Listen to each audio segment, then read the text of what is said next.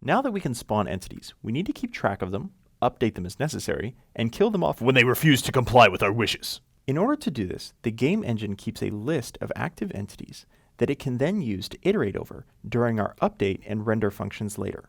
Implement the functionality in the given code, calling each entity's update method in the given function.